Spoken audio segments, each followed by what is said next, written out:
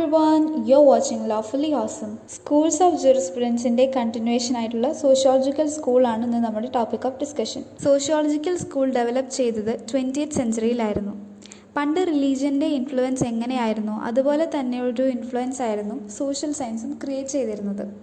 സൊസൈറ്റിയുടെ വെൽഫെയറും ഇൻഡിവിജ്വലും തമ്മിൽ ഒരു ബാലൻസ് വേണ്ടി വന്നപ്പോഴാണ് സോഷ്യലൈസേഷനെ പറ്റി ആളുകൾ ചിന്തിച്ചു തുടങ്ങിയത്.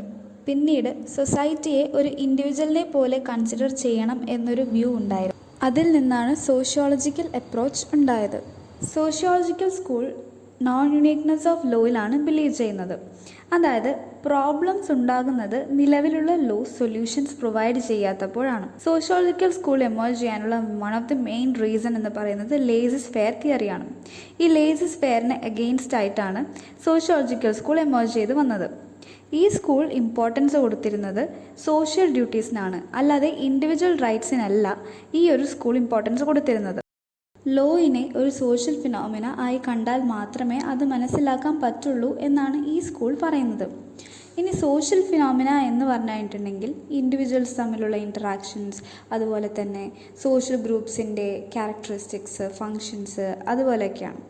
ഇനി പോസിറ്റീവ് ലോ ലിവിങ് ലോയുടെ റിഫ്ലക്ഷൻ ആയിരിക്കണമെന്നാണ് ഈ പറയുന്ന സ്കൂളിൻ്റെ വാദം. ഒരു ഇൻഡിവിജ്വലിന് 2 ടൈപ്പ് ഓഫ് ഇൻട്രസ്റ്റ് ആണുള്ളത്. ആദ്യത്തേത് പ്രൈവറ്റ് ഇൻട്രസ്റ്റും രണ്ടാമത്തേത് സോഷ്യൽ ഇൻട്രസ്റ്റും. അതിൽ സോഷ്യൽ ഇൻട്രസ്റ്റിനാണ് കൂടുതൽ പ്രാധാന്യം ഇവർ കൊടുക്കുന്നത്. Montesquieu, August കോംറ്റ്, Spencer, ഐഹറിംഗ്, Roscoe pound എന്നിവരാണ് സോഷ്യോളജിക്കൽ സ്കൂളിലെ മെയിൻ ജൂറിസ്റ്റായിട്ട് പറയുന്നത്.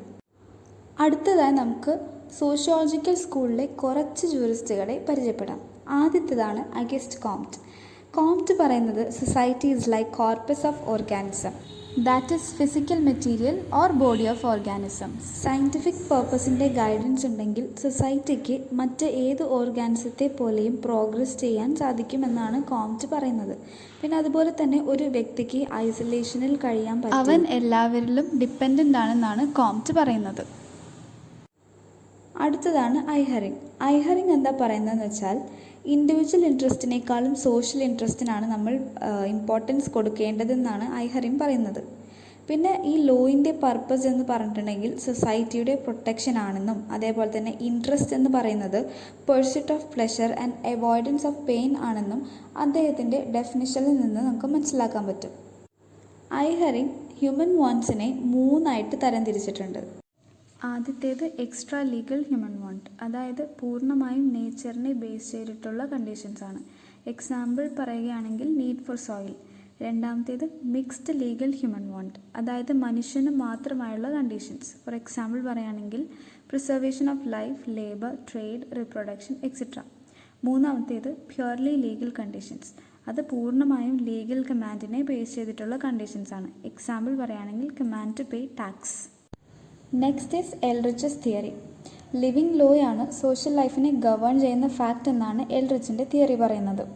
ലെജിസ്ലേഷൻ, പ്രീസിഡൻസ് മുതലായ സോഴ്സ് ഒന്നും മനുഷ്യൻ്റെ ആക്ച്വൽ ലൈഫിനെ റിഫ്ലക്റ്റ് ചെയ്യുന്നില്ല. സ്റ്റേറ്റ് മാത്രമായിട്ട് ലോ ഉണ്ടാക്കേണ്ടതില്ല, ഓർഗനൈസേഷൻസും കൂടി ചേർന്നാണ് നോംസും ലോസും ഒക്കെ ഉണ്ടാക്കേണ്ടതെന്നാണ് എൽറിച്ച് പറയുന്നത്. ഈ ഓർഗനൈസേഷൻസ് എന്ന് പറയുമ്പോൾ family, village, chamber of commerce, trade union തുടങ്ങിയവയും ഓർഗനൈസേഷൻസ് ആണ്. ലിവിങ് ലോ സ്റ്റാറ്റ്യൂട്ടറി ലോയിനേക്കാൾ സുപ്പീരിയർ ആണെന്നും എൽറിച്ച് പറയുന്നു. ഫോർമൽ ലോയും കസ്റ്റംസും തമ്മിൽ കാര്യമായ വ്യത്യാസമില്ല, കാരണം രണ്ടിന് പിന്നിലെ സാങ്ഷനും സോഷ്യൽ പ്രഷറാണ്. അവിടെ കൊയേഷൻ്റെ ആവശ്യമില്ല എന്നും എൽറിച്ച് പറയുന്നു. Next one is Duguit. ഡ്യൂഗറ്റിൻ്റെ തിയറി ഓഫ് ലോ സോഷ്യൽ സോളിഡാരിറ്റിയെ ബേസ് ചെയ്തിട്ടുള്ളതാണ്. അതായത് ഒരു സൊസൈറ്റിയിൽ മനുഷ്യന് ഉണ്ടാകുന്ന ഇൻ്റർഡിപ്പെൻഡൻസ്, ലൈഫിൽ വേണ്ട നെസസിറ്റീസ് പ്രൊഡ്യൂസ് ചെയ്യാനും മാനുഫാക്ചർ ചെയ്യാനും മെന്ന് സൊസൈറ്റിയെ ഡിപ്പെൻഡ് ചെയ്യുന്നു. ഒരു സൊസൈറ്റിയിൽ ബിഹേവ് ചെയ്യാനുള്ള പ്രവൃത്തികൾ അല്ലെങ്കിൽ ഫങ്ഷൻസ് പരസ്പരം ഡിപ്പെൻഡബിൾ ആണെന്നാണ് പറയുന്നത്. ലോയിൻ്റെ ഒബ്ജക്റ്റീവ് സോഷ്യൽ സോളിഡാരിറ്റി പ്രൊമോട്ട് ചെയ്യുകയാണ്, അതായത് ഇൻ്റർഡിപ്പെൻഡൻസ് സേഫ് ഗാർഡ് ചെയ്യുക അല്ലെങ്കിൽ നെസസിറ്റീസ് ഫുൾഫിൽ ചെയ്യുക. സോഷ്യൽ സോളിഡാരിറ്റി എന്ന് പറയുന്നത് വൺനെസ് ആണ്. അത് സൊസൈറ്റിയുടെ strength, cohesiveness, collective consciousness, viability എന്നിവയെ റെപ്രസെൻറ്റ് ചെയ്യുന്നു. സോഷ്യൽ സോളിഡാരിറ്റി പ്രൊമോട്ട് ചെയ്യേണ്ടത് എല്ലാവരുടെയും ഡ്യൂട്ടിയാണ്. എക്സാമ്പിൾ, ഇന്ത്യയിൽ നമ്മൾ എല്ലാവരും കോഡിഫൈഡ് ലോയിനെ ഫോളോ ചെയ്യുന്നു. അങ്ങനെ അത് സോഷ്യൽ സോളിഡാരിറ്റിയെ പ്രൊമോട്ട് ചെയ്യുന്നു എന്നാണ് പറയുന്നത്. നെക്സ്റ്റ് തിങ്കർ റോസ്കോ പൗണ്ടാണ്. റോസ്കോ പൗണ്ട് ഒരു അമേരിക്കൻ ലീഗൽ സ്കോളറാണ്. അദ്ദേഹത്തെ father of American sociological jurisprudence എന്നും വിളിച്ചിരുന്നു. അമേരിക്കൻ റിയലിസ്റ്റ് സ്കൂളിൻ്റെ എമർജൻസിന് പ്രധാന കാരണം റോസ്കോ പൗണ്ടിൻ്റെ തിയറിയാണ്. അക്കോർഡിംഗ് ടു ഹിം, ലോ എന്ന് പറയുന്നത് വെറും ബോഡി ഓഫ് റൂൾസ് മാത്രമല്ല. പൗണ്ട് ലോയിനെ 3 ആസ്പെക്റ്റായി ഡിഫറൻഷിയേറ്റ് ചെയ്തിട്ടുണ്ട്: functional aspect of law, social engineering and jural postulates. So നമുക്ക് ഈ 3 ആസ്പെക്ട്സും എന്താണെന്ന് നോക്കാം. First one is functional aspect of law. Functional ആസ്പെക്റ്റിലൂടെ നോക്കുമ്പോൾ ലോ എന്ന് പറയുന്നത് body of knowledge and experience ആണ്. സോഷ്യൽ എഞ്ചിനീയറിങ്ങിൻ്റെ വലിയൊരു ഭാഗം body of knowledge and experience ആണ് ക്യാരി ഓൺ ചെയ്യുന്നത്. ലോ സോഷ്യൽ എഞ്ചിനീയറിങ്ങിൻ്റെ ഒരു ഇൻസ്ട്രുമെൻറ്റാലിറ്റി ആണ്, വിച്ച് മീൻസ് ലോയിലൂടെയാണ് ഡിഫറെൻറ്റ് ഇൻട്രസ്റ്റിനെ ബാലൻസ് ചെയ്യുന്നതും അവയെ റെക്കഗ്നൈസ് ചെയ്ത് അവയ്ക്ക് ഇഫക്റ്റ് കൊടുക്കുന്നതും. Second one is social engineering. Roscoe Pound ലോയറിൻ്റെ ടാസ്ക് എഞ്ചിനീയറിങ്ങുമായി ലിങ്ക് ചെയ്തു. സോഷ്യൽ എഞ്ചിനീയറിങ്ങിൻ്റെ എയിം എന്ന് പറയുന്നത് കഴിയുന്നത്ര സൊസൈറ്റിയുടെ ഇഫക്റ്റീവ് സ്ട്രക്ചർ ബിൽഡ് ചെയ്യുകയാണ്. അതിന് മിനിമം വേസ്റ്റേജിലൂടെ മാക്സിമം നീഡ്സിൻ്റെ സാറ്റിസ്ഫാക്ഷനാണ് ആവശ്യം. സോഷ്യൽ എഞ്ചിനീയറിംഗ് പ്രോസസ്സ് ഈസിയാക്കാൻ വേണ്ടി പൗണ്ട് ഇൻട്രസ്റ്റിനെ 3ആയി ഡിവൈഡ് ചെയ്തു: private interest, public interest and social interest.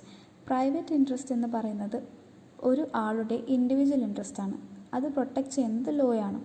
Physical integrity, reputation, freedom of volition, freedom of conscious ഇവയെല്ലാം പേഴ്സണാലിറ്റിയിൽ ഉൾപ്പെടുന്നു. ഇവയെ സേഫ് ഗാർഡ് ചെയ്യുന്നത് ക്രിമിനൽ ലോ, ടോർട്ട്, കോൺട്രാക്ട് തുടങ്ങിയ ലോസ് ആണ്. ഡൊമസ്റ്റിക് റിലേഷൻസ് ആയിട്ടുള്ള marriage, relations of husband and wife, parents and children, claims of maintenance എല്ലാം private interest ആണ്. അതുപോലെ തന്നെ ഇൻട്രസ്റ്റ് ഓഫ് സബ്സ്റ്റൻസ്, അതായത് proprietary rights, inheritance, freedom of occupation and association, continuity of employment എന്നിവയും private interest ആയിട്ടാണ് വരുന്നത്. അടുത്തതാണ് പബ്ലിക് ഇൻട്രസ്റ്റ്. പബ്ലിക് ഇൻട്രസ്റ്റ് എന്ന് പറഞ്ഞാൽ പൊളിറ്റിക്കൽ പെർസ്പെക്റ്റീവിൽ നിന്നും നോക്കുന്നയാളുടെ ക്ലെയിംസും ഡിമാൻഡ്സും ഡിസയേഴ്സുമാണ്. Public interest 2 തരമുണ്ട്. ഒന്ന്, ഒരു ജുറിസ്റ്റിക് പേഴ്സൺ എന്ന നിലയിലുള്ള സ്റ്റേറ്റിൻ്റെ ഇൻട്രസ്റ്റും 2, സോഷ്യൽ ഇൻട്രസ്റ്റിൻ്റെ ഗാർഡിയൻ എന്ന നിലയിലുള്ള സ്റ്റേറ്റിൻ്റെ ഇൻട്രസ്റ്റും. Integrity, freedom of action, state personality എന്നിവയെല്ലാം പബ്ലിക് ഇൻട്രസ്റ്റ് ആണ്.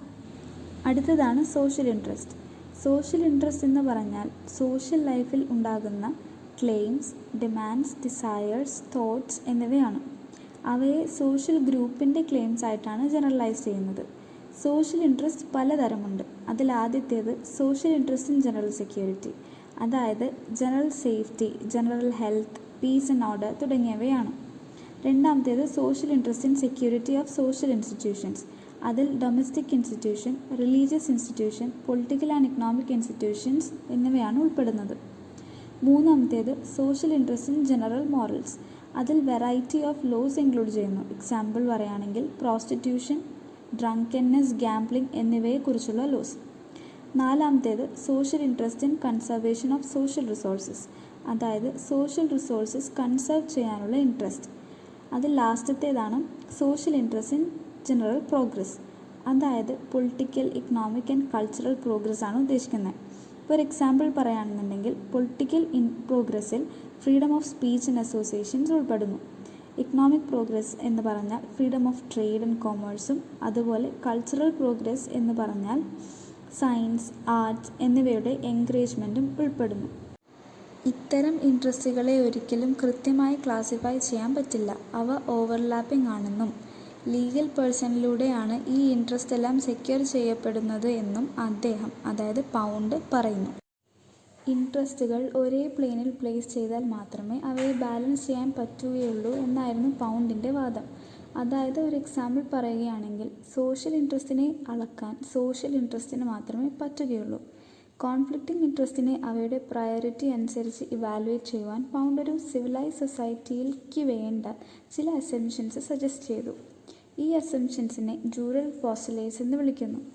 ഇൻട്രസ്റ്റ് ഇവാലുവേറ്റ് ചെയ്യുവാനും ഹാർമണൈസ് ചെയ്യുവാനും ലെജിസ്ലേച്ചറും ജഡ്ജസും ജൂറൽ പോസ്റ്റുലേറ്റ്സ് അപ്ലൈ ചെയ്യണം. ഇനി ജൂറൽ പോസ്റ്റുലേറ്റ്സ് ഏതൊക്കെയാണെന്ന് നമുക്ക് നോക്കാം. ആദ്യത്തെ ജൂറൽ പോസ്റ്റുലേറ്റ് പറയുന്നത് മറ്റുള്ളവർ ഒരിക്കലും ഇൻറ്റൻഷണൽ അഗ്രഷൻസ് ആയ അസോൾട്ട്, മർഡർ, ബാറ്ററി എന്നിവയൊന്നും കമ്മിറ്റ് ചെയ്യുകയില്ല. രണ്ടാമത്തേത് പറയുന്നത് ഒരാൾ ലെജിറ്റിമേറ്റ്ലി എക്വയർ ചെയ്തതോ പ്രൊഡ്യൂസ് ചെയ്തതോ ആയ വസ്തുക്കൾ യൂസ് ചെയ്യാനും കൺട്രോൾ ചെയ്യാനുമുള്ള പവർ അയാൾക്ക് മാത്രമാണുള്ളത്. മൂന്നാമത്തേത് ഒരു സൊസൈറ്റിയിലെ മെമ്പർ എന്ന നിലയിൽ അവർ മറ്റുള്ളവരോട് ഡീൽ ചെയ്യുന്നത് ഗുഡ് ഫെയ്ത്തിലായിരിക്കണം. അതായത് ഫോർ എക്സാമ്പിൾ പറയുകയാണെങ്കിൽ കീപ് പ്രോമിസസ്, ക്വാസി കോൺട്രാക്റ്റ് അങ്ങനത്തെയൊക്കെ. നാലാമത്തേത് മറ്റുള്ളവർ കെയർഫുള്ളി ആക്ട് ചെയ്യുകയും ആരുടെയും മേൽ ഇഞ്ചുറിക്ക് കാരണമാകുന്ന അൺറീസണബിൾ റിസ്ക് ഉണ്ടാക്കാതിരിക്കുകയും ചെയ്യും. അഞ്ചാമത്തേത് മറ്റുള്ളവർ കാര്യങ്ങൾ ബൗണ്ടറിക്ക് ഉള്ളിൽ തന്നെ കീപ്പ് ചെയ്യണം, ഇല്ലെങ്കിൽ അവ എസ്കേപ്പ് ചെയ്യുകയും മറ്റുള്ളവരെ ഹാം ചെയ്യുകയും ചെയ്യും. ഇതിന് എക്സാമ്പിൾ പറയുകയാണെങ്കിൽ സ്ട്രിക്റ്റ് ലയബിലിറ്റി. ഈ പറഞ്ഞവ കൂടാതെ വേറെ 3 ജൂറൽ പോസ്റ്റുലേറ്റ്സും ആഡ് ചെയ്തിട്ടുണ്ട്. അതിലാദ്യത്തേത് ഒരു ജോബ് ഹോൾഡറിന് ജോബ് സെക്യൂരിറ്റി ഉണ്ടാവും, എക്സാമ്പിൾ ലേബർ ലോ. രണ്ടാമത്തേത് ഓൾഡ് ഏജിൽ അയാളെ സപ്പോർട്ട് ചെയ്യുന്നതിനുള്ള ബേർഡൻ സൊസൈറ്റി വഹിക്കും, എക്സാമ്പിൾ പറയുകയാണെങ്കിൽ കൺസെഷൻ ഇൻ റെയിൽവേ ടിക്കറ്റ്. മൂന്നാമത്തേത് അൺഫോർസീൻ മിസ്ഫോർച്യൂൺ ആയ ഡിസേബിൾമെൻറ്റ് തുടങ്ങിയവയുടെ റിസ്ക് സൊസൈറ്റി ബിയർ ചെയ്യും, എക്സാമ്പിൾ പറയുകയാണെങ്കിൽ കോട്ട ഫോർ ഫിസിക്കലി ഡിസേബിൾഡ്. ഇനി പൗണ്ടിൻ്റെ തിയറിക്ക് 2 ക്രിറ്റിസിസം ഉണ്ട്. അതിലാദ്യത്തേത് പൗണ്ട് ഇൻട്രസ്റ്റിനെ 3 ആയിട്ട് ക്ലാസിഫൈ ചെയ്തിട്ടുണ്ടായിരുന്നല്ലോ, ആ ക്ലാസിഫിക്കേഷൻ ആവശ്യമില്ല എന്നാണ് ഫസ്റ്റ് ക്രിറ്റിസിസം. എല്ലാം സോഷ്യൽ ഇൻട്രസ്റ്റ് തന്നെയാണ് എന്നാണ് ക്രിട്ടിക്സ് പറയുന്നത്. രണ്ടാമത്തേത് അതുപോലെ പൗണ്ട് തൻ്റെ തിയറിയിൽ പറഞ്ഞിരിക്കുന്ന വേസ്റ്റേജും ഫ്രിക്ഷനും എന്താണെന്ന് എക്സ്പ്ലെയിൻ ചെയ്തിട്ടില്ല. ഇത്രയുമാണ് സോഷ്യോളജിക്കൽ സ്കൂളിലെ പൗണ്ടിൻ്റെ തിയറി. അപ്പോൾ വീഡിയോ ഇഷ്ടപ്പെട്ടെങ്കിൽ എല്ലാവരും like, share and subscribe to our channel. And this is Lawfully awesome.